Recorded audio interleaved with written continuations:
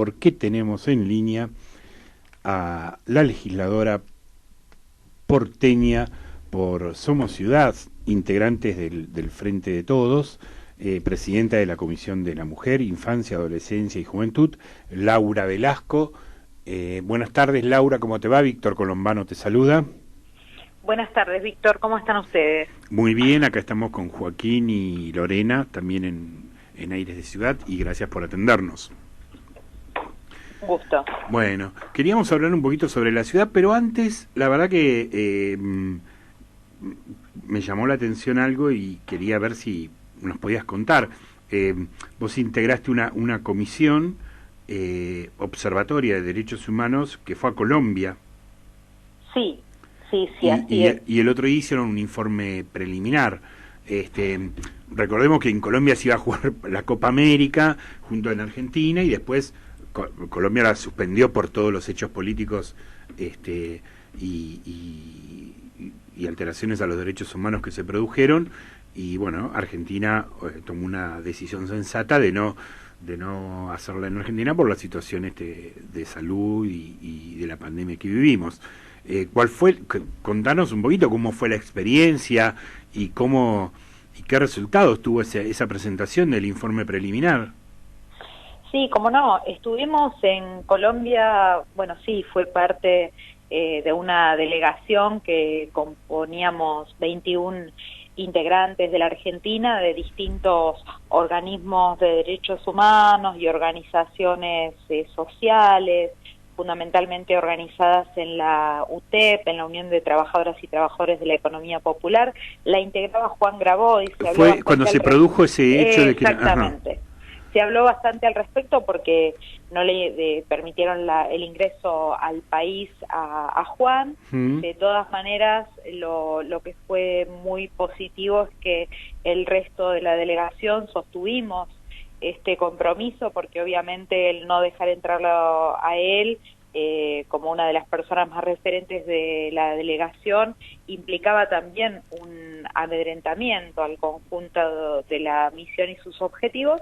Pero bueno, logramos sostener lo que nos habíamos planteado, que era no solamente poder estar en Bogotá, en la capital de Colombia, recabando denuncias de organizaciones, plataformas de derechos humanos y de distintas organizaciones sociales que están siendo parte de las movilizaciones desde el inicio del paro nacional el 28 de abril de este año, sino también de familiares, de víctimas también directas de la represión por parte de las fuerzas policiales, de la SMAT, del Ejército y de personas civiles armadas en vínculo y coordinación con las fuerzas del Estado.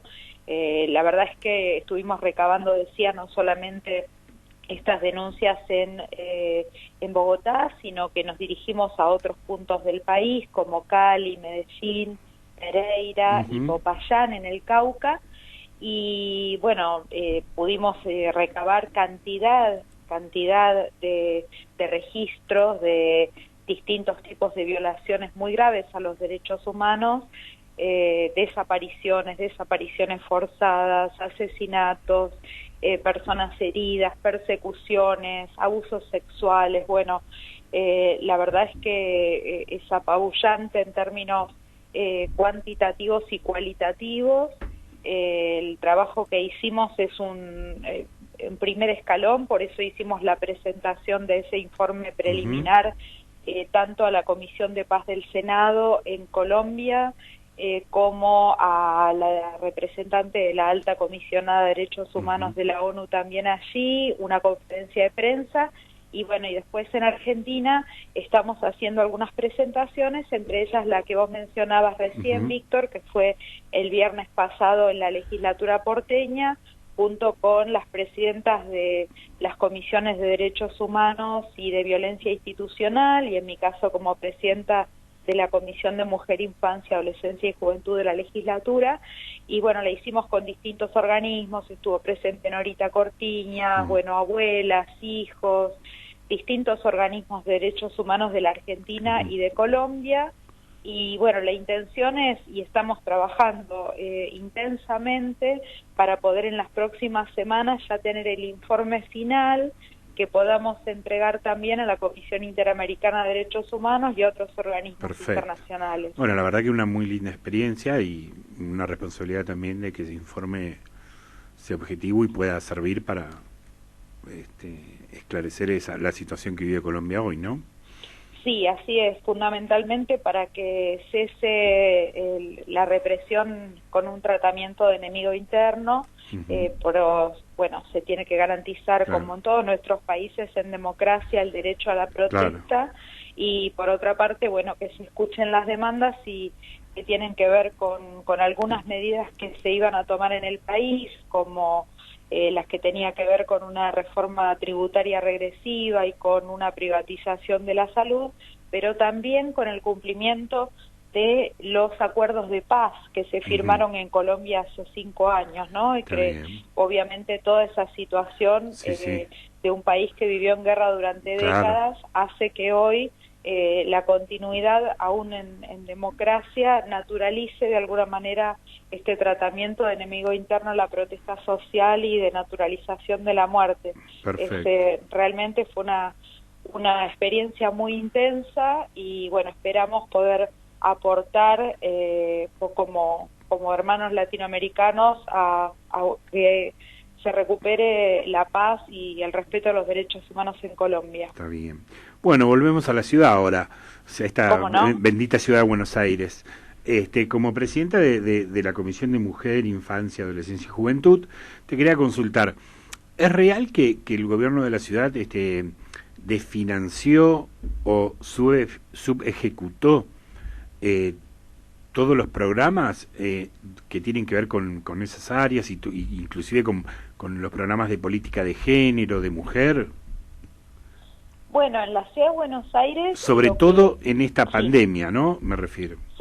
Sí, en la ciudad de Buenos Aires lo que viene sucediendo, por una parte, es que en los últimos años todos los presupuestos que tienen que ver con las políticas sociales en un sentido amplio, llámese educación, salud o políticas de desarrollo humano, fueron teniendo recortes. En el caso de educación ya son menos de 10 puntos de presupuesto educativo, la discontinuidad del Plan Sarmiento, que hoy evidencia este problema de la falta de computadoras y de conectividad.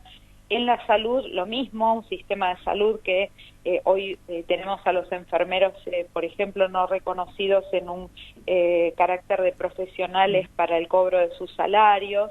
Y en el caso de las políticas sociales, lo que ha habido fue, por una parte, recortes de la asistencia alimentaria y por otro, en lo que hace a las políticas, por ejemplo, para abordar la problemática de las personas en situación de calle, no se ha dado cumplimiento al presupuesto adecuado para implementar la ley 3706.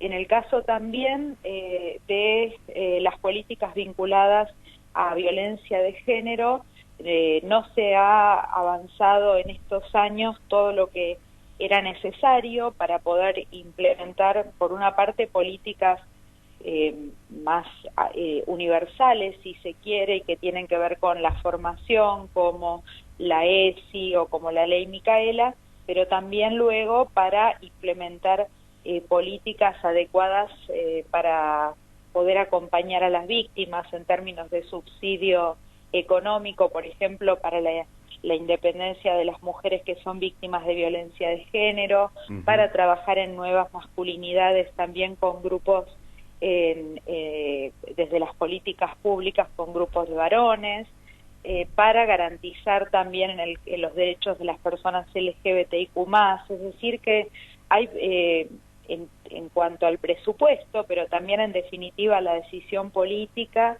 y al llevar adelante acciones de formación, son muy limitados los recursos en una ciudad que es una ciudad rica. Claro, exacto. Laura, como lo estabas contando, que bueno, la ciudad no le da lugar a las distintas a los distintos grupos, por ejemplo, a las chicas trans que tienen un promedio de vida de apenas 35 años, tampoco logran conseguir trabajo, no hay algo que las inserte desde el gobierno de la ciudad, no hay nada que se esté proyectando. Bueno, justamente esto es uno de los temas, ¿no? Nosotros tenemos, por ejemplo, en la ciudad de Buenos Aires, un bachillerato trans que es el Mocha Celis, que está reconocido porque en América Latina es el primero de estas características y que lleva un trabajo muy prestigioso. Sin embargo, bueno, en la ciudad de Buenos Aires, yo soy autora, de hecho, de un proyecto de ley que trabajé con la comunidad de este bachillerato trans, porque se encuentran con un problema de que no les garantizan el acompañamiento a los docentes, es decir que termina siendo esa planta funcional hoy insuficiente para abordar el conjunto de alumnos y de alumnas, inclusive a nivel de la sede donde funcionan tienen también bastantes dificultades, es decir que, bueno, algunas de las pocas experiencias de inserción educativa no están teniendo acompañamiento por parte del Estado las organizaciones que trabajan en la temática.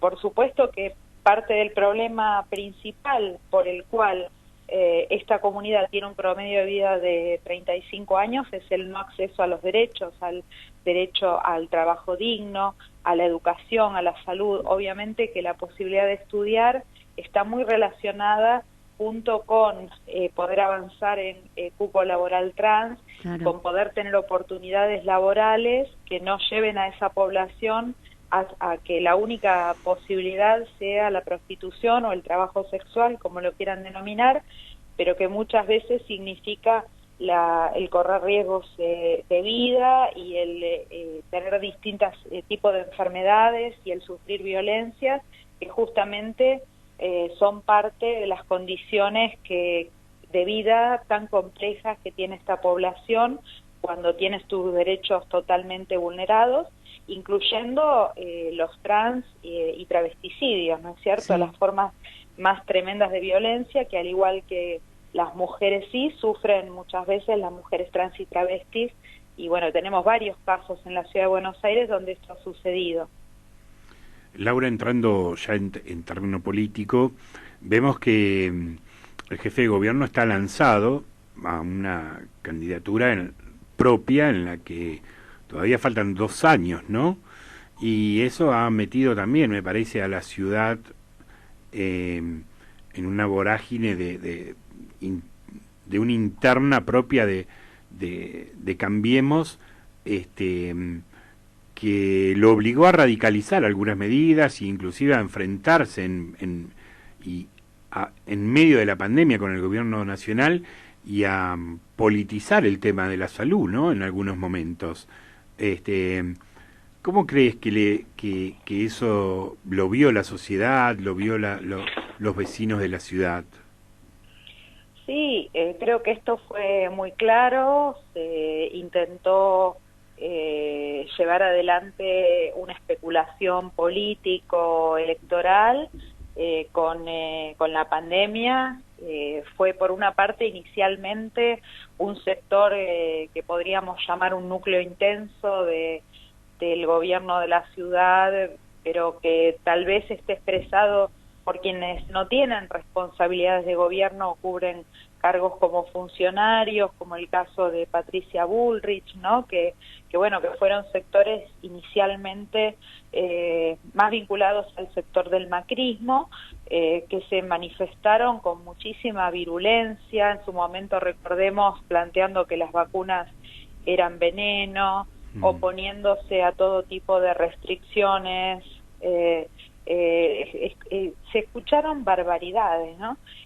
Creo que ese sector generó mucha presión sobre Horacio Rodríguez Larreta y sobre el gobierno de la ciudad y bueno, permanentemente creo que estaba ese tironeo para poder distanciarlo de coordinar políticas nacionales que obviamente era muy necesario llevar adelante esa articulación en el marco de la pandemia, igual que el resto de las jurisdicciones del país, aunque se tratara de gobiernos de distinto signo o jurisdicciones que tenían gobiernos de distinto signo, porque, bueno, tratándose de una política de Estado era muy necesario poder tener una inteligencia común.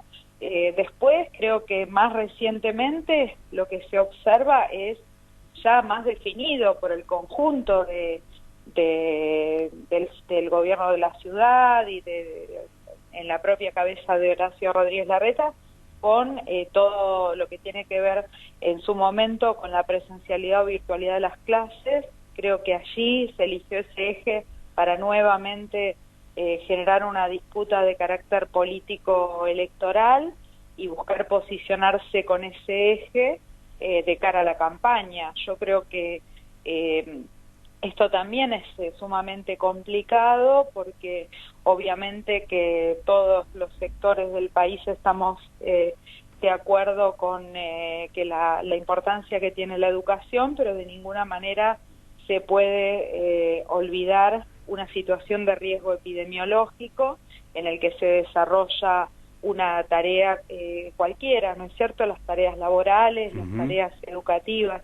Y creo que en este sentido, bueno, hay una gran hipocresía, porque yo creo que cuando empezábamos a hablar de la Ciudad de Buenos Aires en esta charla, decía, en la Ciudad de Buenos Aires se perdieron 10 puntos de presupuesto educativo ya en esta gestión, con Macri primero, con Larreta después. Se discontinuó el plan Sarmiento, entonces justamente hace falta garantizar los recursos para que en el momento donde por una situación de riesgo epidemiológico no se puede sostener las clases presenciales, bueno, hay que allí garantizar que estén los dispositivos, que esté la conectividad para sostener la continuidad pedagógica con las escuelas. Entonces, eso creo que es fundamental. Y luego, bueno, en el momento en que el riesgo epidemiológico baja, garantizar los protocolos y las condiciones en las propias escuelas, porque en este sentido también, si bien se han llenado la boca hablando de la importancia de la presencialidad, a la hora que había que tener la lavandina, tener el alcohol en gel, tener el jabón en la escuela, resulta ser que en lugar de proveerlos desde el Ministerio de Educación, lo que hacen en la Ciudad de Buenos Aires es exigirle a las cooperadoras que garanticen esas condiciones cuando los propios fondos que les tienen que llegar a las cooperadoras no les llegan por parte del Estado. Entonces, permanentemente lo que hay es una búsqueda de especular con el eje de la educación, porque es un eje prestigioso, pero a la hora de poner recursos y de escuchar a las comunidades, a los actores concretos de la comunidad educativa, que son los directivos, los docentes, las familias, los estudiantes, las cooperadoras, bueno, resulta ser que todos esos parecen actores ajenos y que el gobierno de la ciudad, cuando habla de educación, no los considera parte de esa educación. Solo que habla, no hace nada. Ponderando, ¿no es cierto? Laura, sí. Antes de cerrar, quería, porque se nos va el tiempo, quería agradecerte que presentaste un proyecto el 17 de junio que se aprobó para el diálogo, para la apertura del Parque de Agronomía. Yo soy habitué de ahí, la verdad que me parece un gran logro lo que hiciste. Qué bueno, muchas gracias. Sí, los temas ambientales también, creo que la pandemia además nos ha dado esta oportunidad de visualizar mucho más la necesidad que tenemos de espacios verdes, ¿no? Entonces, tanto como presentamos para Costa Salguero que sea un parque 100% verde y 100% público, en el caso del parque de Paternal dijimos, bueno, está catalogado como urbanización parque, tiene que ser de uso público, que se pongan de acuerdo el gobierno de la ciudad y la universidad, claro, la Facultad de Agronomía, para ver cómo sostienen el mantenimiento y la seguridad, pero los vecinos necesitan ese espacio verde, así que presentamos ese proyecto, logramos que sea aprobado y bueno, creo que decía, ¿no? La pandemia nos tiene que permitir dar estas discusiones. Ahora, en el día de mañana vamos a estar en Versalles con la organización Basta de Mutilar y con vecinos, porque bueno, también hemos presentado proyectos para que se modifique la ley de arbolado desde una perspectiva ambiental. Hay mucho para hacer. Bueno, Laura, la verdad que te agradecemos esta nota, que nos haya contado tu experiencia en Colombia, que nos pareció muy interesante, y bueno, toda tu actividad en la ciudad de Buenos Aires. Te agradecemos muchísimo tu participación en nuestro programa. Bueno, muchas gracias a ustedes y a disposición para cuando quieran seguir dialogando. Muchísimas gracias.